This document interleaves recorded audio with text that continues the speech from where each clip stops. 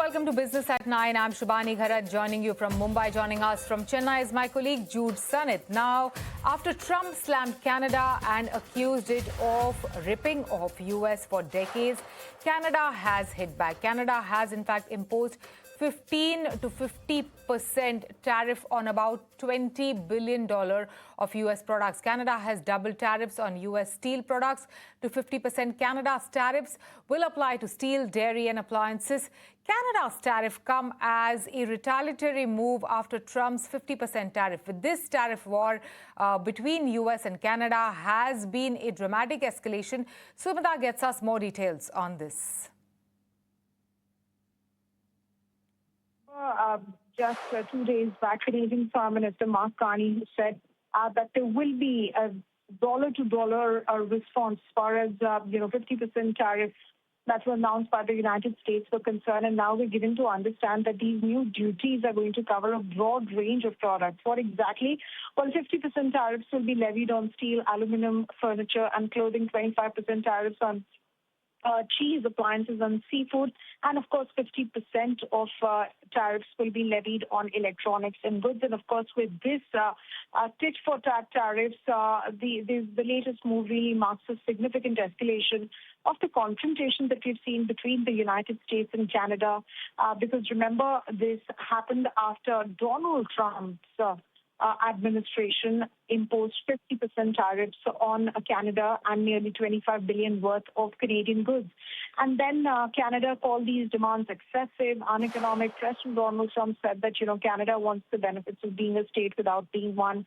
And then, of course, the Canadian Prime Minister Mark Carney, in a very lengthy post on his X handle, said that, we are suspending trade talks, and then, of course, there was a last-minute decision to call back, his Canadian team from the United States. Now, what's significant is the fact that the Canadian Prime Minister also mentioned that America is altering all its trade relationships and that it is putting tariffs on its closest allies. What is significant in this story is the fact that these guys were both the teams are very close to finalizing of the trade agreement.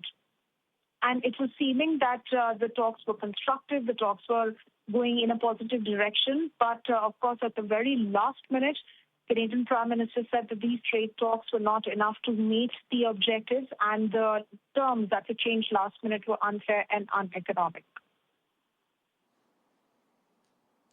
Well, thanks a lot for joining us with that update, Sumita. It seems like the acrimony between the US and Canada is all set to continue, at least for the foreseeable future. But shifting focus to Wall Street next, US markets are opening higher, led by technology and semiconductor stocks ahead of Nvidia's earnings, while investors also await key inflation data and the Fed's Jackson Hole communication for clues on interest rates. Meanwhile, oil prices are easing as markets see a lower risk of an immediate US-Iran military escalation, although geopolitical risks remain rather elevated. Gold continues to hold on to its high levels, supported by lower yields and a softer dollar. My colleague Sunidhi brings us more on this. Right. So let's talk about the geopolitical developments driving markets today. US-Iran tensions remain in focus, but easing escalation fears and reliance on sanctions are taking pressure off oil and supporting stronger sentiments for US equities. Starting with Wall Street, US equities opened higher, led by technology and semiconductor stocks ahead of Nvidia's earnings and continued optimism around AI spending. Moving to the rates market, the 10-year Treasury yield is around 4.66%, remaining lower amid expectations of increased Treasury bond buybacks. The next major cues with this regard will come from the PCE inflation data, which is upcoming, and Fed Chair Kevin Walsh's Jackson Hole speech. Now, coming to oil, West Asia remains the key geopolitical factor. Brent is trending below $90 per barrel, while WTI is around $82 per barrel, as markets see a lower probability of an immediate US-Iran military escalation. The US is increasingly relying on sanctions and economic pressure rather than direct military action, easing near-term concerns around supply disruptions. However, geopolitical risks remain, particularly with China opposing the sanctions given its large dependence on Iranian crude. Finally, To talk about gold, gold remains elevated near around $4,600 per ounce, supported by lower yields, weaker dollar, and geopolitical concerns. Right, now moving on with Union Commerce Minister Piyush Goyal in Japan, Modi government has taken a major step to address Japanese companies' concerns. A framework is expected to be created for exempting high-tech equipment from BIS certification. Piyush Goyal has informed the same to Japanese tech industry. Piyush Goyal has also said Japanese partnership will help Indian semiconductor industry to grow up to $150 billion by 2032. Let's listen in. We expect our semiconductor demand to now grow up to $150 billion by 2032.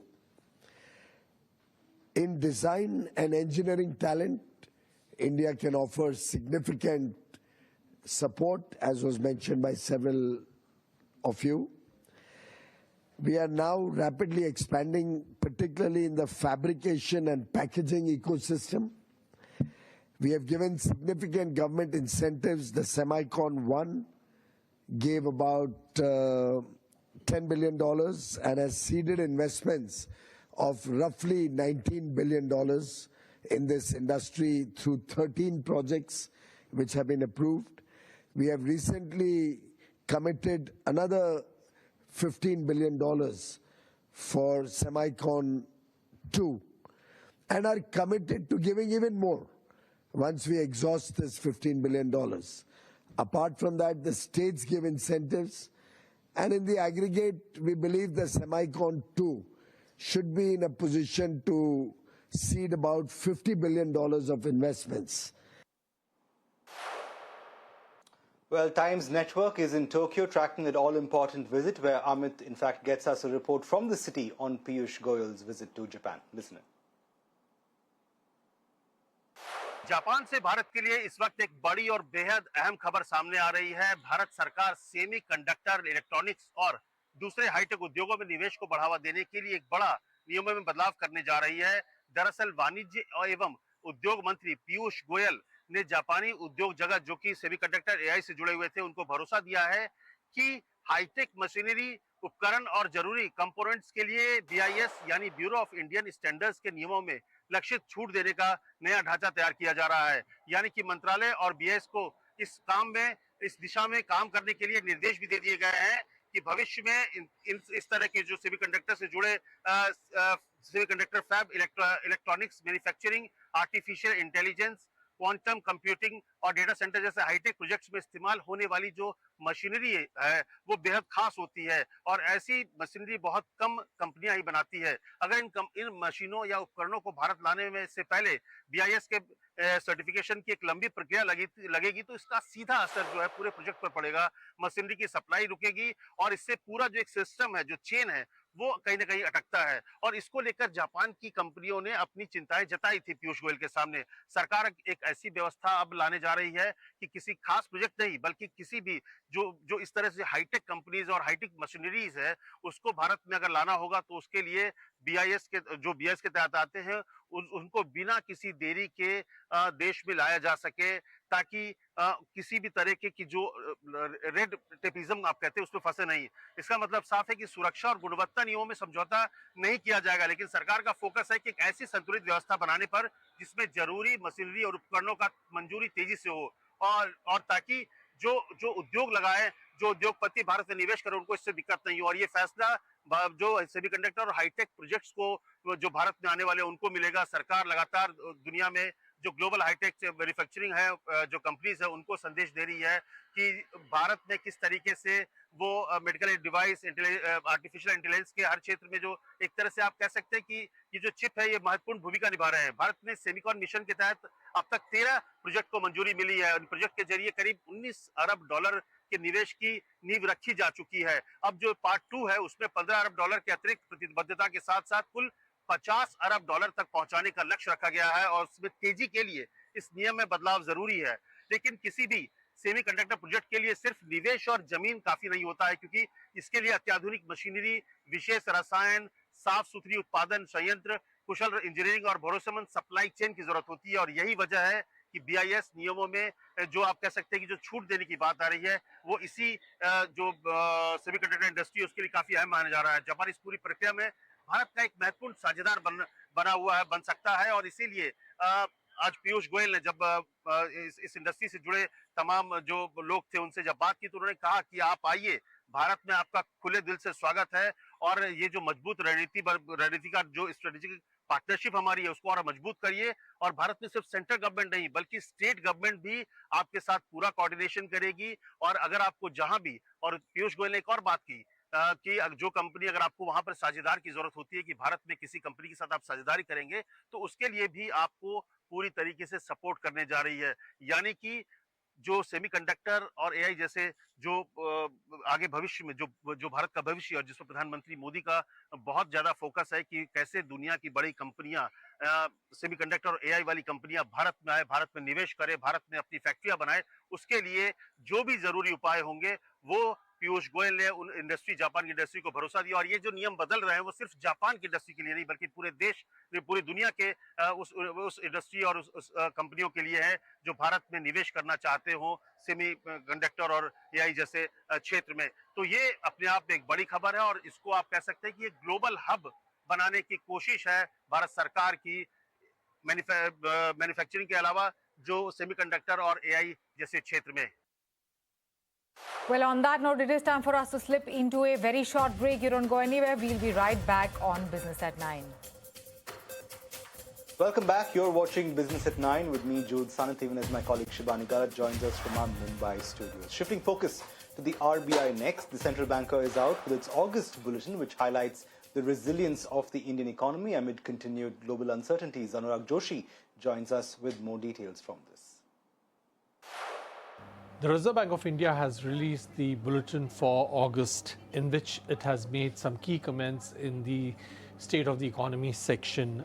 Key among these are that the headline CPI rose fractionally and that the core inflation remains stable, and the recovery in the southwest monsoon in July was partly offset by easing farm sector risks, and the offshore capital inflows have rebounded and reinforcing the external sector.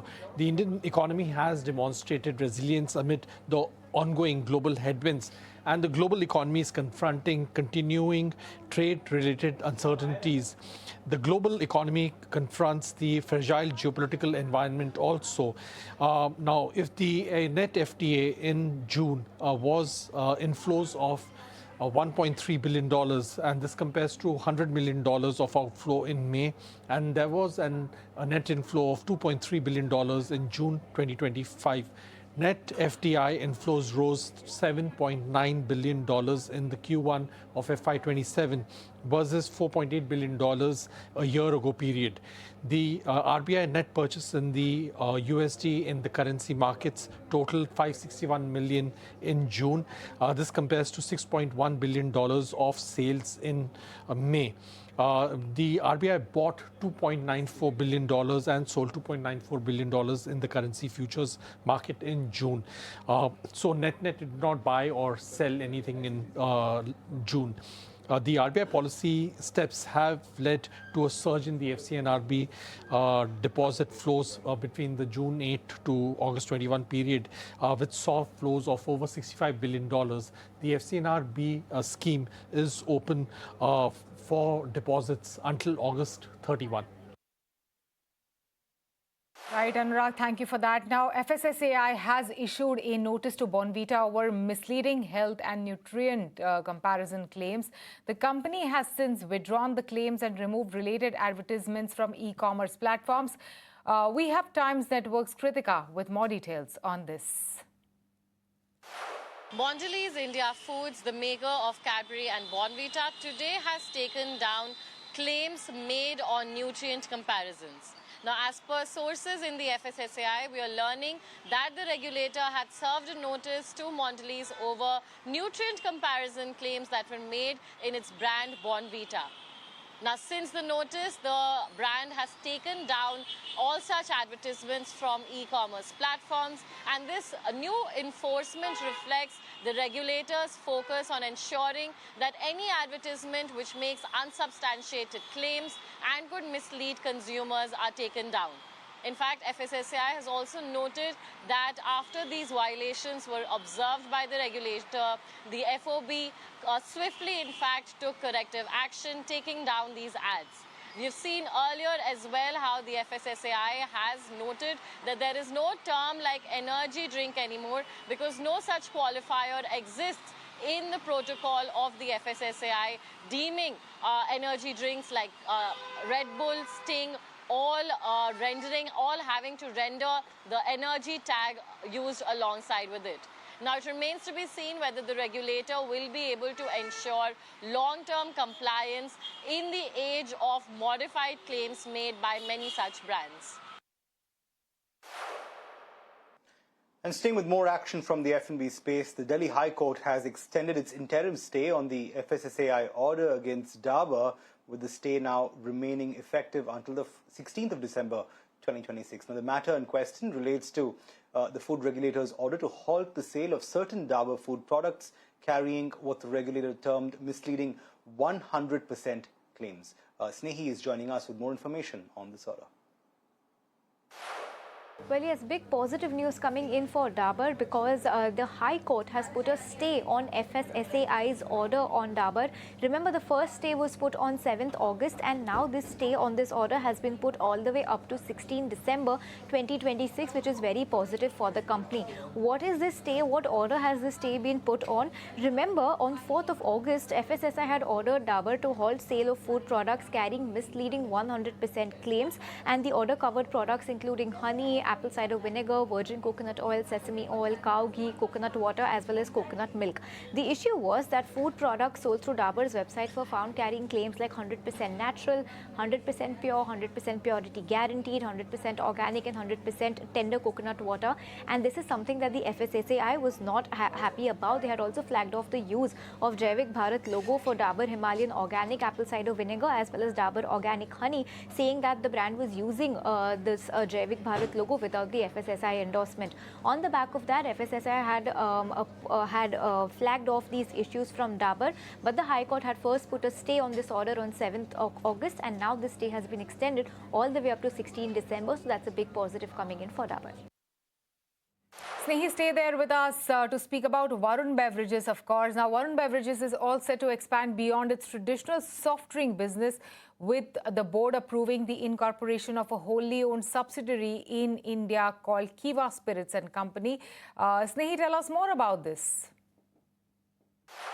Well, yes, so Varun Beverages is in focus on the back of the outcome of its board meetings and two major announcements. First, that the company is going to be incorporating a wholly owned subsidiary in India by the name of KIVA or Kiva Spirits and Company Limited. This wholly owned subsidiary is going to be carrying out the business of ready-to-drink, alcoholic beverages as well as other allied products. The board is also going to be appointing Mr. Prathamesh Mishra as the MD and CEO of this wholly owned subsidiary.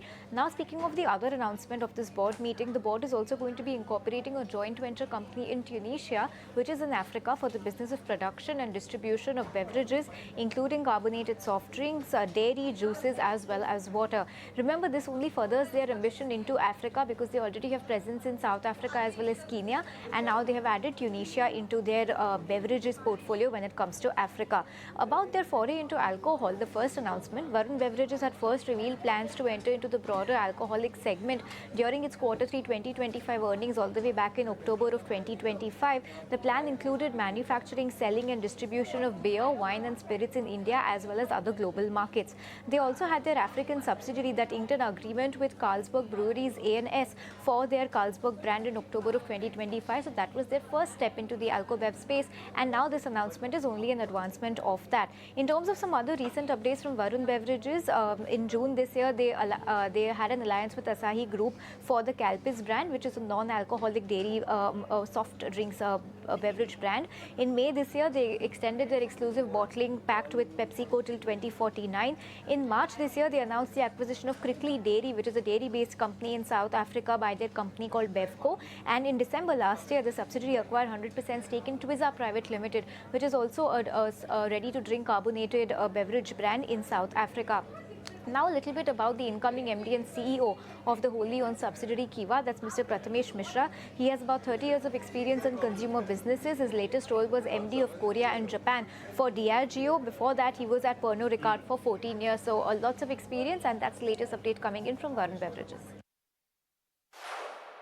Well, VBL, they're all set to explore new horizons and new leadership as well. But staying with the markets itself, let's take a look at how they fared today. The Nifty closed above the 24,300 mark, even as mid-caps gained while small caps lagged. Pharmas, PSU banks and healthcare stocks posted gains while private banks and metals corrected. Adani Enterprises and Max Healthcare were the top gainers on the Nifty. And with that, it's a wrap on Business at 9. Thanks so much for watching. From Shibani, myself, and everyone right here on ET Now, thank you very much for tuning in. It's goodbye and good night.